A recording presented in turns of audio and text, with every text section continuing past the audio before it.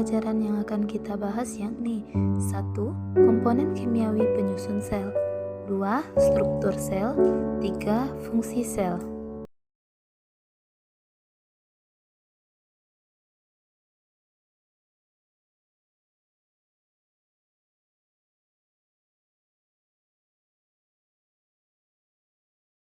Pada pembahasan pertama kita akan membahas tentang komponen kimiawi sel.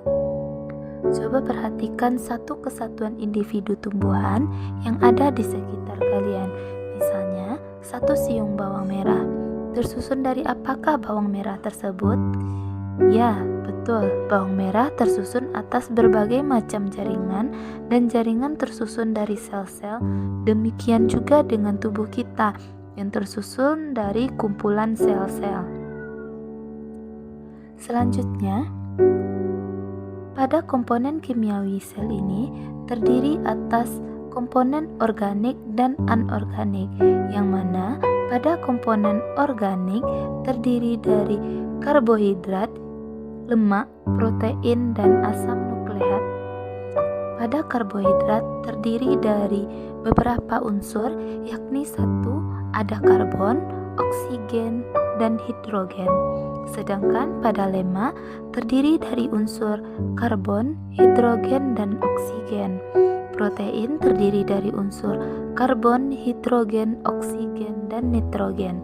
Sedangkan pada asam nukleat terdiri dari DNA dan RNA.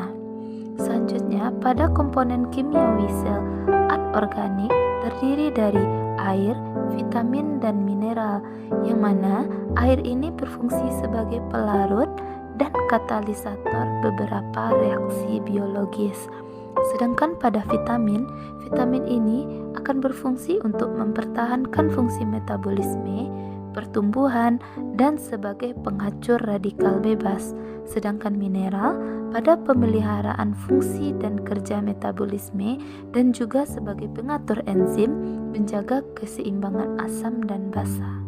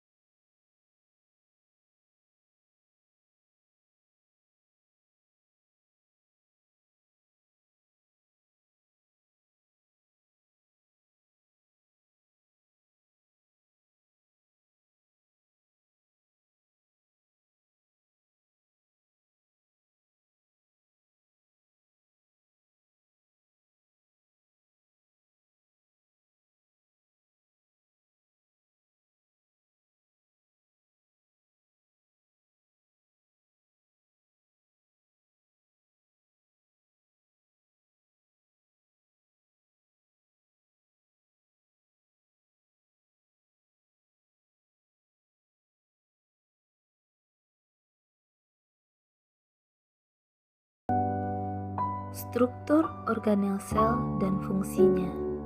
Yang pertama ada membran sel.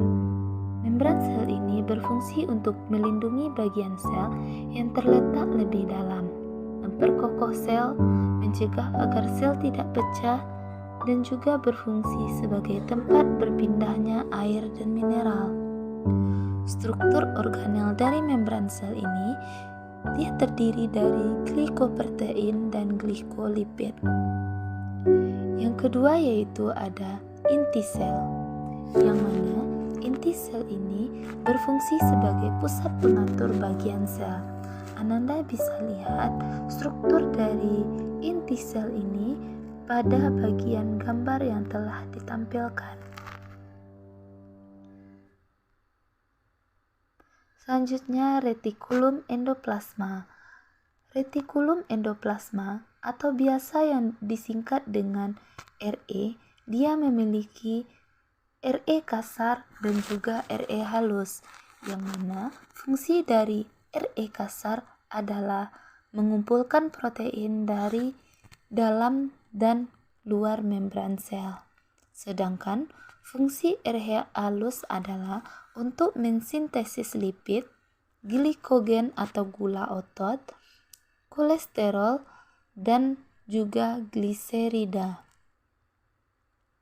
Yang keempat, ada badan Golgi, yang mana badan Golgi ini merupakan alat pengeluaran protein dan lendir, maka disebut organel sekresi.